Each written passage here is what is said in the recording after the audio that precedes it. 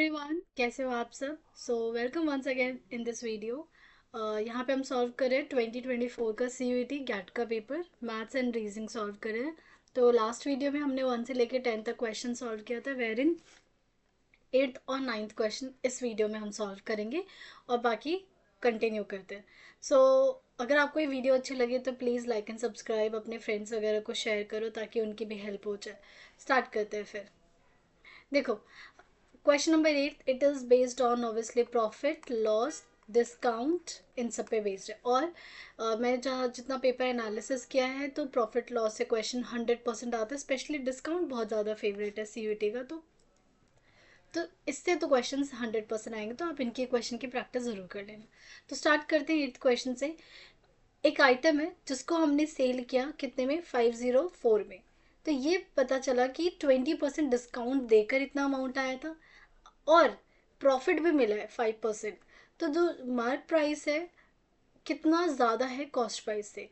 तो पहले ना क्वेश्चन को समझो। यहाँ पे क्वेश्चन ये कह रहा है कि सेलिंग प्राइस कितना है। क्वेश्चन नंबर 8, सेलिंग प्राइस है 504, ठीक है। और डिस्काउंट कितना है, डिस्काउंट है 20%। और प्रॉफिट कितना चाहिए, प्रॉफिट परसेंटेज, प्रॉफिट परसेंट नहीं, प्रॉफिट, हाँ यस, प्रॉफिट परसेंट कितना है, 5% है, राइट। देखो, डिस्काउंट ये है, इसका मतलब सामान कितने में बेचा है। अगर 20% का डिस्काउंट है तो जो सेलिंग प्राइस है MRP ने, हमेशा याद रखना जो डिस्काउंट होता है वो मार्क प्राइस पे होता है। प्रॉफिट या लॉस हमेशा किस पे होता है, कॉस्ट प्राइस पे होता है। कॉस्ट प्राइस को यूजुअली हम हमेशा 100 लेकर चलते हैं, लेकिन जब भी MP वाला क्वेश्चन आता है तो थोड़ा सा ट्रिकी हो जाता है। अब पहले आप ये समझो, MP और CP के बीच में, मार्क प्राइस और CP के बीच में एक रिलेशन कैसे ढूंढेंगे। देखो, 20% डिस्काउंट है, इसका मतलब 80% में बेचा होगा, 80% में बेचा होगा, राइट। अगर आप मार्क प्राइस का 80% निकालते हो, मार्क प्राइस का 80% निकालते हो तो क्या सेलिंग प्राइस आ जाएगा। सिमिलरली, अगर प्रॉफिट 5%, हम हमेशा CP को 100 लेकर चलते हैं, ठीक है, 100%। तो SP, अगर मैं कहती हूँ 5% का प्रॉफिट हुआ है, तो इसका मतलब इसने CP पे तो बेचा ही, क्योंकि SP का फॉर्मूला क्या होता है, CP प्लस प्रॉफिट होता है। जब प्रॉफिट होता है तो CP ऑलरेडी 100% है, प्लस कितने का प्रॉफिट है, 5% का। इसका मतलब SP कितना हो गया, 105% हो गया।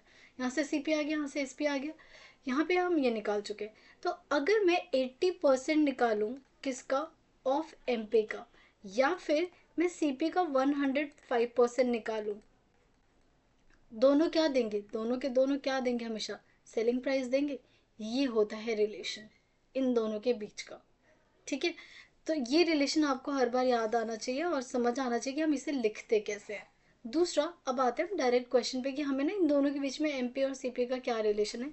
तो देखो, अगर मैं ट्रिक से जानना चाहूँ तो मैं पहले ट्रिक समझा देती हूँ, then I go with the long method.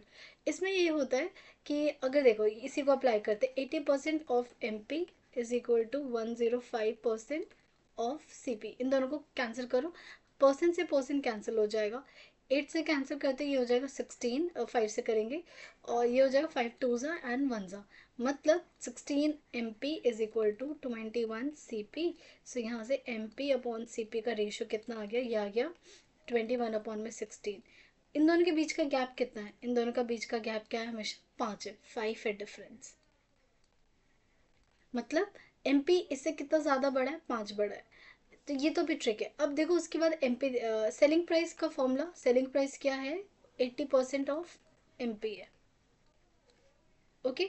Selling price कितना है, इसने हमें आया था 504, और 80% मतलब 80 अपॉन में 100 इंटू में MP, ज़ीरो से ज़ीरो कैंसिल।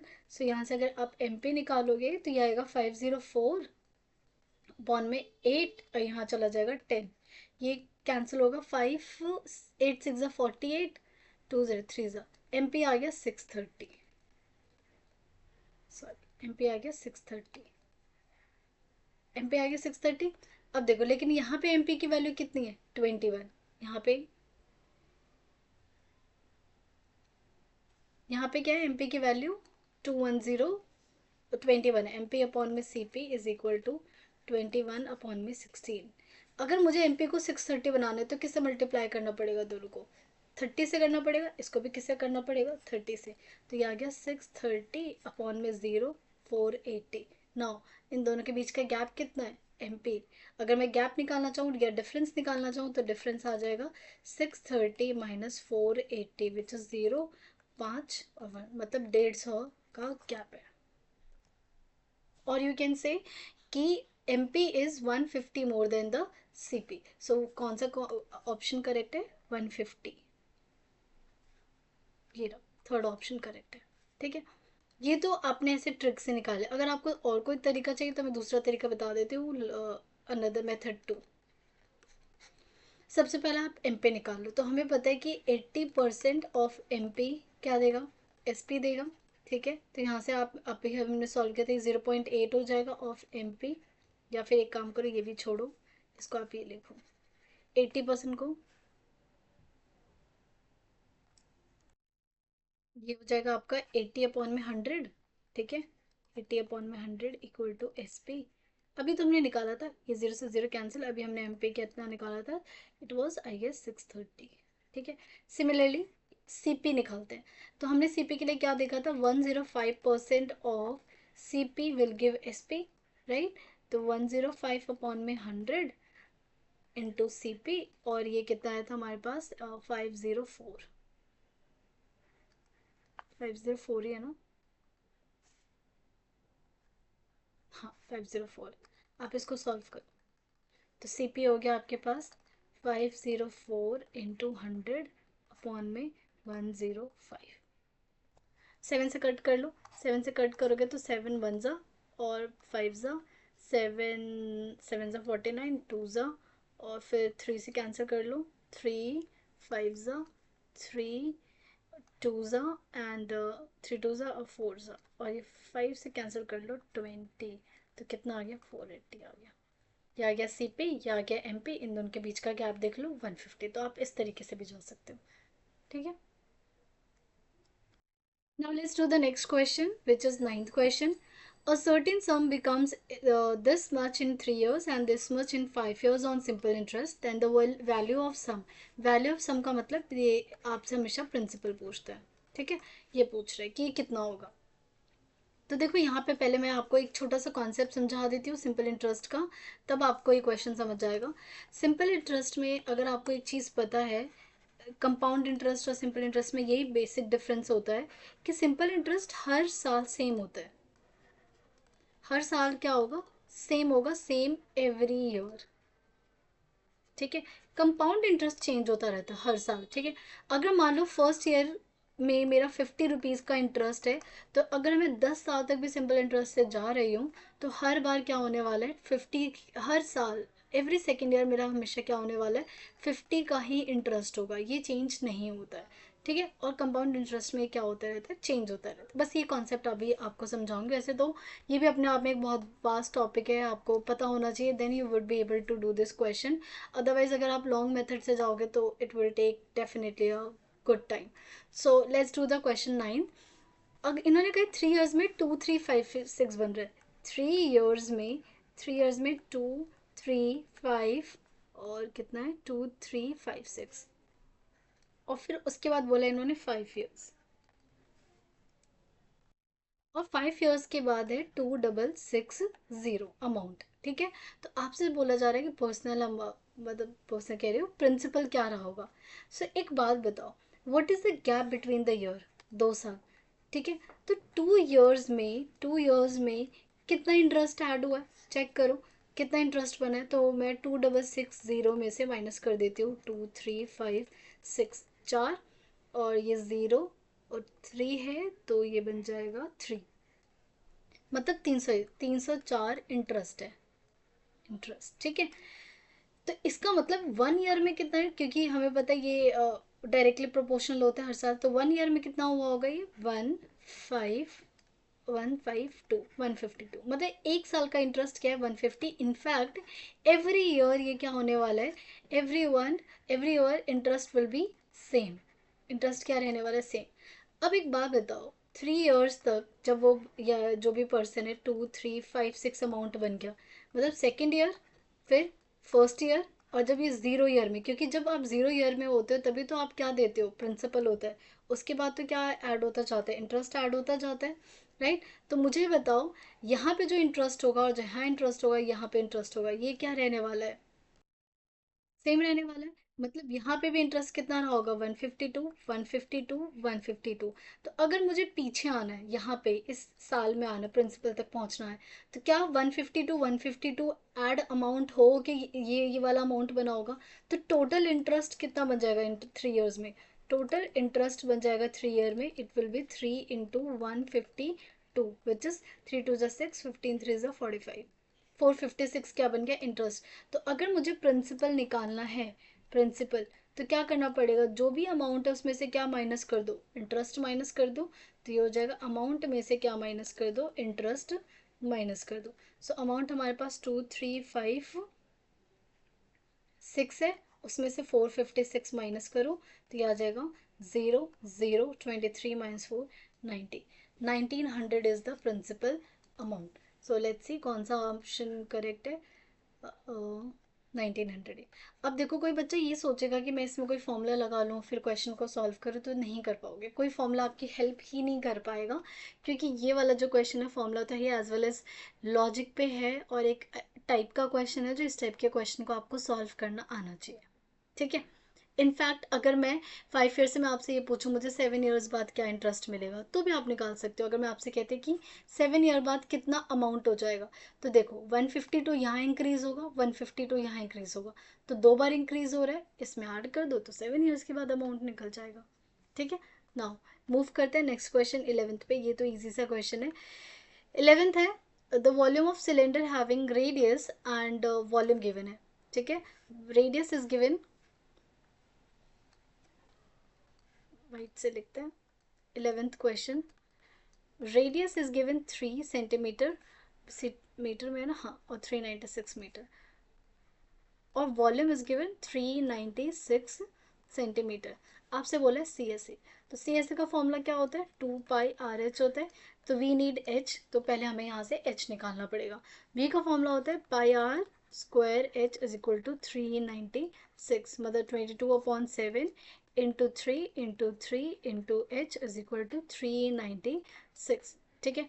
तो ये 3 से मुझे इनफैक्ट पूरा 9 से कैंसिल होता दिख रहा है, क्योंकि देखो इनका डिजिटल सम निकालो तो ये 9 आ रहा है, और जब सम 9 आता है तो 9 से डिविजिबल होता है, और यहाँ पे देखो 3 × 3 9 है, तो मैं डायरेक्टली कैंसिल कर रही हूँ। 3 4 ज़ा 36, 3 4 ज़ा फिर 22 चला गया, तो यहाँ से H कितना आ गया 8। अगर H 8 आ गया तो सी एस सी में पुट कर दो, तो 2 × 22/7 इंटू R है हमारे पास 3, H है हमारे पास 8, नहीं सॉरी 14, 14 बनेगा नहीं, सॉरी 14, 14, सो 7 से कैंसिल करो, 7 2 ज़ा 2 3 ज़ा 6, 6 2 ज़ा 12, 12 2 ज़ा 24, और 2 12 2 ज़ा 24, 26। सो ये आ गया आपके पास centimetre square. So this is your answer. So let's see कौन सा आंसर है हमारे पास, 264, third is the correct option, ठीक है। नाउ 12th क्वेश्चन पे चलते हैं। 12th पे आने करने से पहले अगर आपको पाइप्स एंड सिस्टम का कॉन्सेप्ट नहीं आता, और अगेन लॉन्ग मेथड से मत सीखना, इसकी ट्रिक होती है वो ट्रिक सीखना, पहले मतलब कॉन्सेप्ट सीखना फिर सॉल्व करना। लॉन्ग मेथड जो आप 10th में करते उससे करोगे तो फंस जाओगे। इन्होंने कहा एक टैप है जो 6 आवर्स में फिल करता है, after half the tank fill 3 और पाइप को ओपन कर दिया, तो what is the total time taken to fill the tank completely. तो अप्लाइड मैथ्स जिन्होंने पढ़ा था उनके लिए तो क्वेश्चन आसान है, क्योंकि सेम क्वेश्चन अप्लाइड मैथ्स के पीछे से MCQs में गिवन है 12th। तो देखो अगर कॉन्सेप्ट आता है तो आप कर पाओगे, वरना थोड़ा डिफिकल्ट लगेगा आपको। देखो टाइम कितना गिवन है, टाइम है 6 आवर्स, तो हमें पता है एफिशिएंसी इसका जस्ट उल्टा हो जाता है, 1/6 होता है। हम हमेशा 1 को क्या लेकर चलते हैं, टोटल वर्क, टोटल वर्क जब भी हमें निकालना हो तो 1। अब देखो आधा टैंक फिल हो चुका है, हाफ द टैंक फिल, तो हाफ टैंक फिल करने में कितना टाइम लगेगा, time taken to fill half half of the tank. ये लॉजिकली सोच के बताओ, अगर वो 6 घंटे में पूरा भर रहा है तो आधे घंटे में कितना, आधे घंटे में कितना फिल करेगा, तो आधा ही काम तो करेगा। सो कितना 3 आवर्स में फिल करेगा, ठीक है। 6 आवर्स में अगर पूरा कर रहा है तो आधी टंकी वो 3 घंटे में करेगा, बिल्कुल आधे टाइम पे करेगा। अब देखो आधी टंकी फिल हो गई, means half tank yet to be filled. ठीक है, आधा टैंक अभी भी और फिल करना है। अब इस आधे टैंक को फिल करने में कितना टाइम, 3 घंटे तो लग ही रहे हैं। आधा टैंक देखते कितनी देर में फिल होगा। अब देखो 3 और पाइप ऐड कर दिया। पहले एक पाइप काम कर रहा था, अब कितने पाइप, 1 2 3 और, मतलब टोटल कितने पाइप, 4 पाइप काम कर रहे हैं। एक पाइप 1/6 टाइम ले रहा है, इतना फिल करता है। दूसरा पाइप भी 1/6 फिल करेगा, तीसरा भी 1/6 फिल करेगा, और ये भी 1/6। कैन यू सी, ये देखो 1/6 एफिशिएंसी ऑफ वन पाइप। तो टोटल कितना हो रहा है, 4/6 टाइम, ये क्या हो रहा है, फिल हो रहा है। Efficiency, efficiency of all pipe, right. तो जैसे हम एफिशिएंसी का उल्टा कर देते हैं तो ये क्या हो जाएगा, ये आ जाएगा आपके पास 2/3। और जैसे आप इसको उल्टा करोगे तो हमें क्या मिल जाएगा, हमें मिल जाएगा टाइम। तो time taken by all four pipe to fill the tank, for pipe to fill the tank completely, to fill the tank completely, वो कितना आ गया, उल्टा कर देंगे तो ये आ गया 3/2 आवर्स। लेकिन क्या मुझे टैंक को पूरा फिल करवाना है, नहीं, मुझे टैंक को तो आधा फिल करवाना है, क्योंकि आधा तो ऑलरेडी फिल है। तो हाफ टैंक फिल करवाने के लिए कितना चाहिए, आधा टाइम चाहिए। हाफ टैंक फिल करने के लिए अगर ये पूरा टाइम ले रहा है तो हाफ कितना हो जाएगा, 3/2 इंटू डिवाइड कर दो 2 से, तो क्या आ गया 3/4 आवर्स, राइट। तो टोटल टाइम कितना हो गया, पहले 3 घंटे तो ले ही रहा था टोटल टाइम, पहले 3 आवर्स तो ले ही रहा था, प्लस 3/4 आवर्स, राइट। तो ये कितना हो गया, 3 आवर्स एज इट इज। और इसको ज़रा मिनट्स में चेंज कर लो, 3/4 इंटू 60 मिनट्स, तो ये कितना आ जाएगा, 15/45, मतलब 3 hour 45 minutes is the correct option. तो ये हो गया 3 hour 45 minutes। तो देखो अगर जिसको ये कॉन्सेप्ट नहीं आता उसको ये क्वेश्चन अजीब सा लगेगा, समझ नहीं आएगा कि क्या हो रहा है, लेकिन हाँ इस क्वेश्चन को ऐसे ही करते हैं। ठीक है, तो पहले थोड़ा कॉन्सेप्ट समझ लेना पाइप्स एंड सिस्टम का, उसके बाद इनको करने की कोशिश करना। अगर आपको पाइप्स एंड सिस्टम बहुत डिटेल्ड में पढ़ना है तो मैंने पाइप्स एंड सिस्टम की ऑलरेडी वीडियो अपलोड कर रखी है, तो उसको जाके देख लेना, वहाँ पे कॉन्सेप्ट समझ लेना। 24 में भी क्या था, उससे पहले भी एक प्लेलिस्ट बनी हुई है पाइप्स एंड सिस्टम की, तो अब वहाँ से जाके अपना ये टॉपिक क्लियर कर लेना। ठीक है, नाउ नेक्स्ट करते हैं 13th question. 13th is a train running at the speed of this. तो ट्रेन का कॉन्सेप्ट समझा देती हूँ। ट्रेन में देखो वैसे तो जो फॉर्मूला होता है वो डिस्टेंस स्पीड टाइम सेम वही लगता है, distance is equal to speed into time. पर अगर कोई जब ट्रेन का कॉन्सेप्ट आएगा, ठीक है, जब ट्रेन का कॉन्सेप्ट आएगा ना तो ट्रेन दो चीज़ें होती हैं। एक बार तो जो ट्रेन है, ट्रेन वो किसी मैन को या किसी पोल को, जो सिंगल एक चीज़, या किसी ट्री को पास करेगी। ठीक है, एक केस वन। और एक केस टू होता है जब कोई ट्रेन जो होगी वो पास करेगी किसी प्लेटफॉर्म को। ठीक है, हो सकता है कई बार रिवर को पार करे, मतलब कोई बड़ी चीज़। तो जब मैन को पार करेगी या हो ट्री को या पोल को, तो क्या जो ट्रेन है वो अपना ही डिस्टेंस कवर कर रही होगी। जैसे मान लो यहाँ खड़ा है और ये ट्रेन है, अगर अभी ट्रेन आई तो कितना इसको क्रॉस करने के लिए क्या वो खुद का ही लेंथ कवर कर रही होती है। बिल्कुल यहाँ शुरू हुई एंड तक जब तक जाएगी तो कितना डिस्टेंस, क्या खुद के लेंथ को कवर कर रही है। लेकिन अगर यही ट्रेन किसी प्लेटफॉर्म को, ये प्लेटफॉर्म है लेट्स से, और ये क्वेश्चन ये आता है कि ये ट्रेन एक प्लेटफॉर्म को इतनी देर में ख़त्म कर रही है। तो जब यहाँ पे ट्रेन आई तो ट्रेन यहाँ से शुरू कर रही है, पहले वो धीरे धीरे यहाँ तक आएगी, उसके बाद जब तक कि पूरी ट्रेन आगे न चली जाए तो क्या ट्रेन खुद की लेंथ प्लस प्लेटफॉर्म की लेंथ को कवर कर रही है। ठीक है, तो इस केस में जब आप distance into speed, sorry, distance equal to speed into time का कॉन्सेप्ट लगाते हो, तो ये जो डिस्टेंस होगा whenever the train passing any man pole और ट्री, तो इस केस में ट्रेन की लेंथ, टी एल मतलब ट्रेन की लेंथ को ही कवर कर रही होती है। ठीक है, दिस इज टाइम। और अगर ये वाला केस है केस नंबर 2, तो इस केस में distance equal to speed into time में ट्रेन जो है, एक तो ट्रेन खुद की लेंथ प्लस प्लेटफॉर्म या जो भी चीज़ है प्लेटफॉर्म, इन सबको कवर कर रही होती है, speed into time. Okay, done. तो अब करते हैं क्वेश्चन में हम अपने में देखते हैं कि ये किसको कवर कर रही है। So question is a train running at a speed of this crosses a 350 metre long tunnel. तो क्या ये टनल क्रॉस कर रही है? तो टनल के लेंथ को प्लस खुद के लेंथ को क्या करेगी? कवर करेगी। तो then the length of the train, so we can see time given है और हमें गिवन है लेंथ ऑफ द टनल और हमें क्या गिवन है? स्पीड गिवन है। So we know the formula, distance equal to speed into time. Speed तो है 80 किलोमीटर पर आवर, लेकिन एक चीज़ नोटिस करो, ये किलोमीटर पर आवर है, ये बाकी सेकंड्स में है। आंसर चाहिए हमें मीटर में, so we need to convert this 80 kilometre per hour.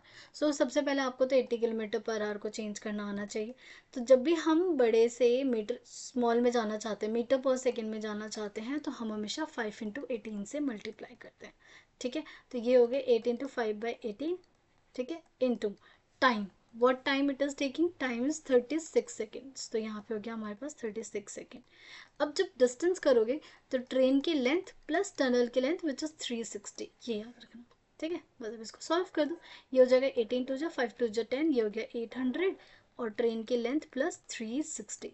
So what is the train length? ये इधर ले जाओ, 0 4 7 में से 3 गया, ये यहाँ पे ना 350 है। ठीक है, तो इसलिए 0 5 और 7 में से 3 गया 450 मीटर। तो देखते हैं कौन सा आंसर है, 450 metre which is equal to 4। This is the correct option. ठीक है, नाउ 14th 15th करते हैं, उसके बाद आई गेस एक दो क्वेश्चन और बचा हुआ है। 14 में the mean of this and the mode of this is 4। अच्छा, इसका मीन 8 गिवन है और इसका मॉड गिवन है 4, हमें इसकी वैल्यू निकालनी। तो मैं इसको यहीं पे करवाती हूँ। देखो, अगर आपको मीन गिवन है तो क्या मीन का फॉर्मूला पता है? सम ऑफ ऑल द नंबर्स। ठीक है, सो ऐड करो, 3 + 4 7, 7 + 9 16, 16 26, 26 और 8 34, 34 और 6 40, 40 और 46, तो ये आ गया 46 प्लस 2k प्लस ये के कितना आ गया? 3k अपॉन में कितने नंबर्स है टोटल? 1 2 3 4 5 6 7 8, 8 is equal to 8। सो 46 plus 8k is equal to 64। अब 64 में से माइनस कर दो तो ये आ जाएगा 8k, 8k 3 है, सॉरी बेटा ये 3 है, इज इक्वल टू 18। सो k की वैल्यू आ गई 3, तो k तो मिल गया हमें 3। राइट, अब आते हैं इस पे k-2। अब हमें p की वैल्यू निकालनी। अच्छा, मॉड क्या होता है? क्या मॉड वो होता है जो सबसे ज़्यादा बार रिपीट करे? अब देखो यार, 2 2 बार है, 3 एक ही बार है और 4 2 बार है। तो अगर 4 को मॉड वो होना पड़ा मोड, तो क्या 4 कम से कम ज़्यादा बार होना चाहिए? क्योंकि अगर 2 भी 2 बार है, 4 भी 2 बार है, तो 4 can not be the mod, right.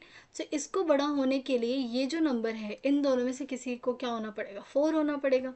मतलब या तो 2p को 4 होना पड़े या फिर 2p+1 को 4 होना पड़े। और इन्होंने क्लियरली बोल रखा है कि p एक नेचुरल नंबर है।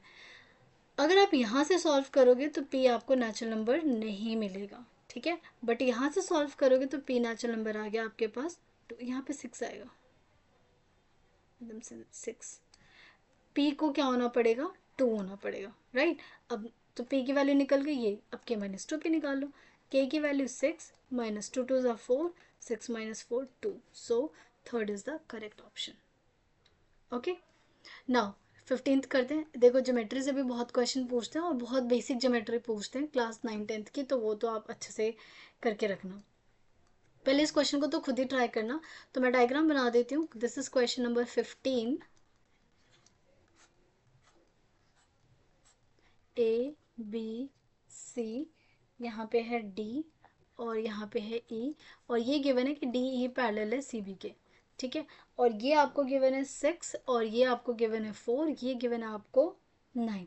तो कौन सा फॉर्मूला लग रहा है अगर पैरेलल होता है? तो BPT लग रहा है कि ratio of sides must be equal, मतलब 6/4 must be equal to 9/EC। तो अगर आप EC को सॉल्व करते हो तो ये कितना आ जाएगा? 6 आ जाएगा। ठीक है, सो कौन सा ऑप्शन करेक्ट है? 6, third is the correct option. ठीक है, अब आई गेस लास्ट 2 क्वेश्चन और बचे हुए हैं ट्रिग्नोमेट्री से। बहुत बढ़िया, और एक बोर्ड्स एंड स्ट्रीम से। सो ट्रिग्नोमेट्री का क्वेश्चन है तो यहीं पे सॉल्व कर लेते हैं, हमारे पास स्पेस है। 4/5 है, इसका मतलब ये तो P हो गया और ये क्या हो गया? H। तो 4 5 3 ट्रिपलेट बनता है, तो इट मीन्स बेस कितना आ गया, 3 आ गया। अब वैल्यू पुट कर दो, 3 माइनस tan का फॉर्मूला क्या होता है, p upon b, p is 4 और b इज़ 3, ठीक है, ब्रैकेट क्लोज। और ये 2 प्लस कॉस का फॉर्मूला क्या होता है, b upon H, b is 3 और h इज़ 5। सॉल्व करो, 3 3 9, 9 में से 5 4 गया तो 5/3 इंटू 5 2 10, 10 प्लस 3 13 अपॉन में 5, तो 5 से 5 cancel, so 13/3 is the answer, 13/3 which is second. Okay, now this is based on boats and stream. इसमें देखते हैं क्या क्या गिवन है। A man can row a boat 8 kilometre in still water. तो जब भी स्टिल वाटर होता है तो हम उसको किससे अज्यूम करते हैं, x से, which is 8 kilometre per our. And speed of water या करंट बोलो वो 2 किलोमीटर पर आवर, तो y क्या हो गया, 2 किलोमीटर पर आवर। और आपको पता होनी चाहिए डाउनस्ट्रीम की स्पीड डी इस u से डिनोट करते हैं, और एक v, डाउनस्ट्रीम स्पीड क्योंकि जब भी डाउनस्ट्रीम अपस्ट्रीम बोलते हैं तो अपस्ट्रीम स्पीड के रिस्पेक्ट में बात करते हैं। अपस्ट्रीम स्पीड, डाउनस्ट्रीम स्पीड में क्या होता है, दोनों ऐड हो जाते हैं, मतलब 10 किलोमीटर पर आवर, और अपस्ट्रीम में क्या हो जाते हैं, minus, which is 6 kilometre per our. इसके बिना तो क्वेश्चन बनेगा ही नहीं कभी भी, तो ये तो निकालना ज़रूरी होता है। अब कह रहे and it takes 2 hours to row a place and come back, तो what is the distance, right. तो देखो पहले कॉन्सेप्ट समझते हैं। एक पर्सन है, वो यहाँ से स्टार्ट करता है, जाता है एक पॉइंट तक और फिर वापस आता है, और इस ये पूरा प्रोसेस में राउंड बैक करने में उसको लग गए 2 hour, ठीक है। अब एक बात बताओ, अगर कोई बंदा जा रहा है तो सबसे पहले अगर उसे जाते वक्त डाउन स्ट्रीम मिला है तो आते वक्त क्या मिलेगा, अपस्ट्रीम मिलेगा।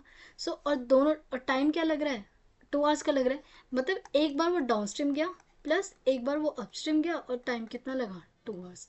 Now what is the formula, distance upon में डाउनस्ट्रीम का मतलब डाउनस्ट्रीम की स्पीड विच इज यू, ठीक है, मैं ये लिख देती डी यू, प्लस अपस्ट्रीम जा रहा है तो डिस्टेंस तो सेम है, और ये स्पीड है बेटा, ये this is speed in upstream, और दिस इज ये डाउनस्ट्रीम है, और ये स्पीड इन अपस्ट्रीम, और ये टोन है जी। अब डी, अब what is the downstream speed is 10 plus what is the upstream 6 is equal to 2। बस इस एक्सप्रेशन को सॉल्व कर दो। I am taking d common, taking LCM, या डायरेक्ट कर लो, 6 + 10 16, नीचे 60 इक्वल टू 2, सो डिस्टेंस आ गया 60 इंटू 2 अपॉन में 16, 2 इंटू 8, और 8 7 56, क्योंकि 8 8 64 होगा, और उसके बाद क्या बचेगा 40.5, मतलब 7.5 किलोमीटर इज द डिस्टेंस। सो कौन सा ऑप्शन करेक्ट है, 7.5, first is the correct option, ठीक है। तो यहाँ तक थे सारे आपके मैथ्स के क्वेश्चन, और बीच में फिर अब यहाँ पे जनरल स्टडीज़ आ गए, उसके बाद आपके रीजनिंग के क्वेश्चन स्टार्ट होंगे। तो रीजनिंग के क्वेश्चन मैं नेक्स्ट वीडियो में लेकर आऊँगी। Till then everyone take care, और प्लीज़ अच्छे से पढ़ाई करना। This 1 month is very important for you, आपके करियर डिसाइड करेगी कि कहाँ जाते हो। सो ये एक महीना बिना आगे पीछे देखे just do your hard work, and all the best. Video अच्छी लगी तो please like and subscribe and share. Take care everyone.